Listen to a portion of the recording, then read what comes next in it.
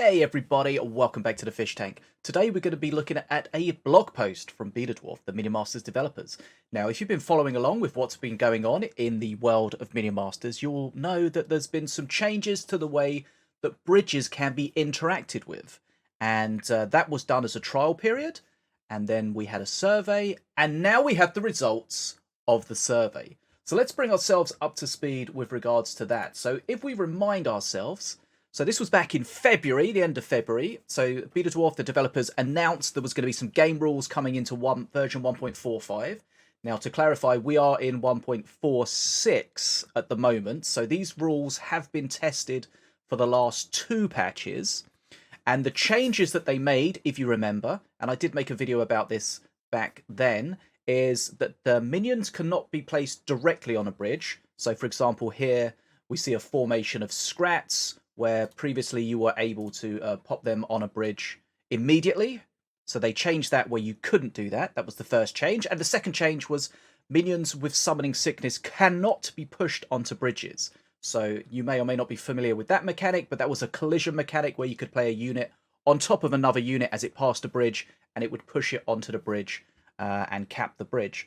So those two things were the changes. And then we had a survey, and the devs were asking people's opinion on what did they think of these two changes. And I like the way they asked the question specifically for each of these changes. It wasn't just what do you think of the changes? It was, what do you think of these changes in particular?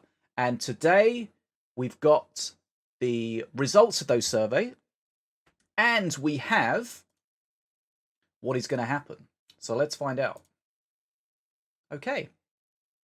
So, as you can see, May the 12th, double check, that's today. So this is hot off the press. So game rule changes results. We've got an update for you. Okay, so after receiving the results of the survey, analysing the response breakdowns and reading through the stacks of responses, then discussing and thinking about it for a while, we've decided to keep both of the proposed changes. Yes, TLDR, whatever anything else says, the most important thing here is that these changes are going to be kept. So just to repeat, minions cannot be played directly on the bridges, and minions with summoning sickness cannot be pushed onto the bridges. So these are the changes that we've been playing currently, and they're now going to be made permanent. Now, you may or may not agree with that. Of course, hopefully, if you had a feeling either way that you actually completed the survey, even if you didn't have a feeling either way, actually, even if you didn't really notice it, everybody's voice is important. So the good news is that a decision has been made, and I think that's healthy because at the moment we're in kind of a transitionary period where we don't know previously we didn't know whether the changes were going to stay or not, and that meant it was difficult to kind of balance the game. They didn't want to change too much if we were going to be potentially reverting. So it's good that a decision now has been made. There's a definite direction that we're going to be going in, and then the game can be balanced more appropriately with these interactions in mind. But anyway, so we know what's going to happen. Let's just have a quick look at the survey results that they have released. Always nice to see the results. So basically they say the primary basis for the decision is based on the feedback of the players. So the feedback, the first chart here, disallowing minions from being played directly on the bridges, like the Scrat Pack we spoke about, Scrat Horde, something like that. So we see here that over 45, nearly 46% of people, that's the blue, think that it makes Minion Masters better. Only 27%, the red, think that it made it worse. The yellow is people didn't notice. So that's, if you didn't notice it, that might be you didn't notice, you didn't even know these mechanics existed. But then we see the green, which is I don't have the sufficient experience with this to answer the question. That's fair enough. Okay, so we can see there a lot of people were blue in favour of minions not being played directly on bridges. And then the second one, which was the second question, this was the collision, the summoning sickness, preventing minions from being pushed onto the bridges. Again, the blue, so we got 36% here. So less people thinking that this is a better change, but still more people thinking it's better than worse. And then, you know, if we kind of look at this makes it better, or it doesn't make any difference, and then compare that to this makes it worse, then it kind of makes it fairly obvious why they came to the decision. And you can see the responses there, 557 responses. So a good amount of people that have fed that back. One thing we don't have here, and it's something I would have liked to see, is some kind of more granularity of these results. How does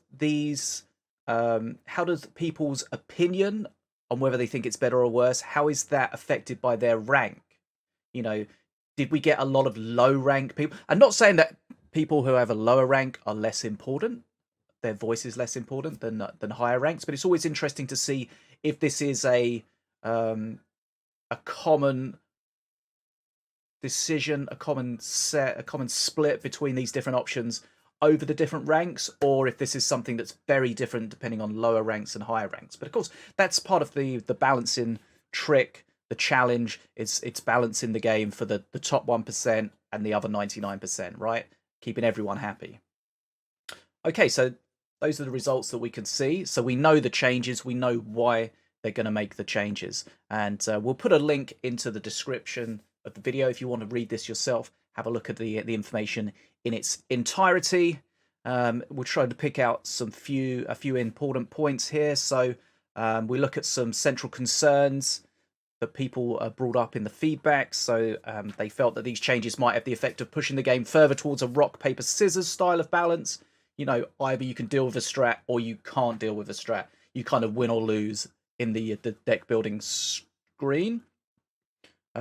So with regard to this, they think this is a challenge that the game has anyway, and we have some decisions to be made in the future about how we want to balance the game to address that.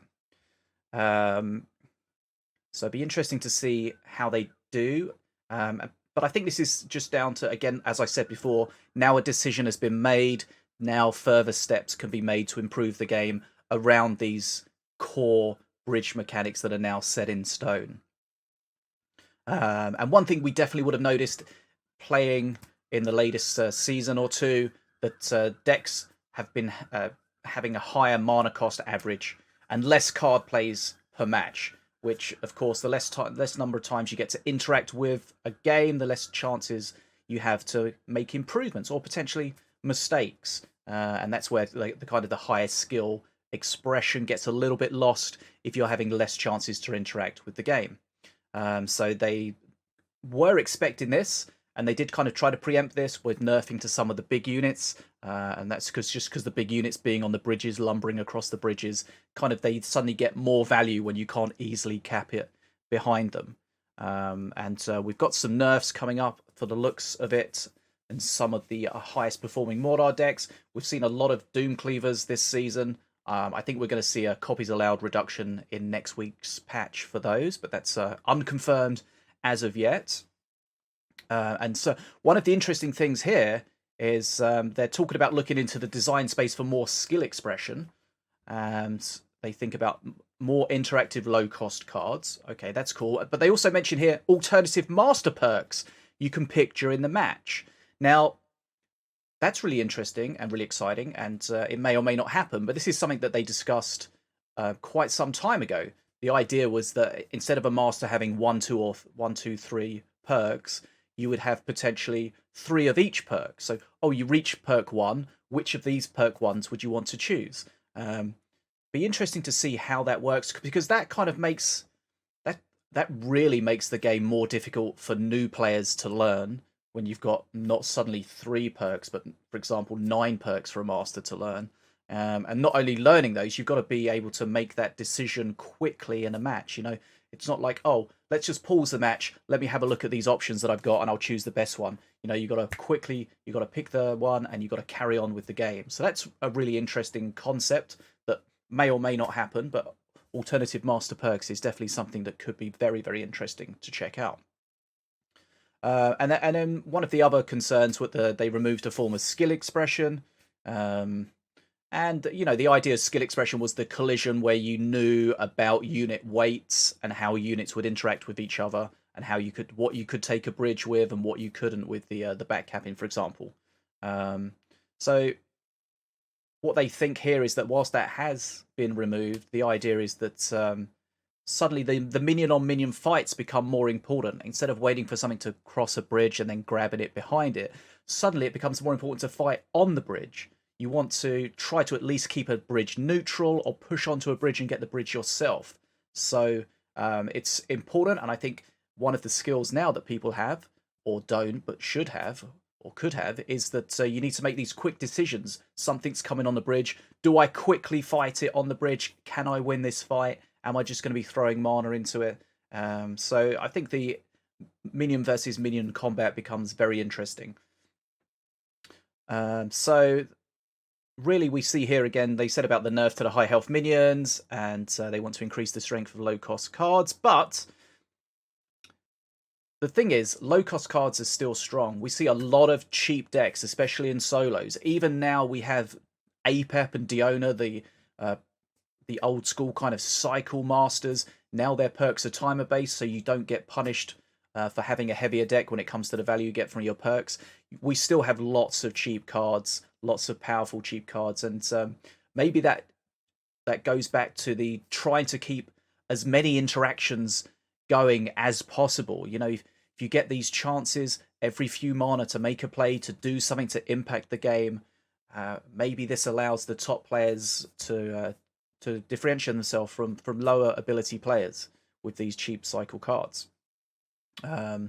So, I mean, basically, we don't know what they're going to do with the cheap cards, because the cheap cards on paper, when you remove their ability of grabbing bridges somewhat, they should become weak, but as they say here, the stats don't really show that. So that's why you got to be careful. You don't want to make the cheap cards too strong. It's a balancing act to keep all sorts of different cards viable. Right, so they thank, of course, everyone for filling in the survey. Appreciate everyone that did so. It's important that everyone, as far as possible, has their voices heard. And it does seem that the developers, again, have gone with what the survey results have shown. Remember back in the day with the wildcard surveys, we had the decision about, are we going to keep wildcards? Do we want to get rid of them? Where do we want them?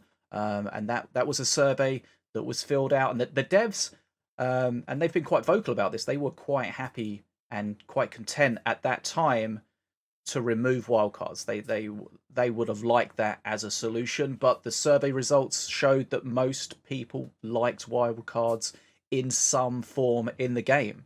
So that's why we ended up with this kind of half and half, with no wildcards in solo and wildcards in duos, but with the copies allowed stat. So yeah, and again here we've the devs have followed the thoughts of the community. So I think that's important so they can show that they're listening and reacting. And then the last thing here, pre-made Mayhem is being removed. So the problem with pre-made Mayhem is that there's just not enough people that play it. So the people that do play it just have these monstrously long queue times, and it's just not really a fun experience for them. So the way I read this, and this is going to be removed in the next patch, which will be next week, 1.47, is that Mayhem will only be 2v2 randoms. Remember, it used to be solos or pre-mades, and then they changed it to be randoms or pre-mades. I think I'm getting this right. And now it looks like it's only randoms. We'll see. I know a lot of people do like the solo Mayhem. Maybe that'll come back at some point. Who knows? So anyway, that's enough rambling from me. Just wanted to bring you guys up to date with the changes. So again, just a reminder, TLDR, the bridge changes that we've been trialing, no collision bridge grab, no minions directly on the bridges, that has now been permanently agreed, decided upon, and we'll be able to build with those core game rule sets in mind. Right, that's it. Appreciate you guys listening. If you've got any questions, any feedback, anything like that, do of course put them in the comments. I do read them all and respond pretty much to all of them. And we are closing in on 2,000 subs here, which is amazing. Thanks so much for this support. And if you're new here and you want to make sure you keep up to date with any of the Minion Masters news, make sure you hit that subscribe button. I'm Bad as a Fish, and this is An Awkward Wave.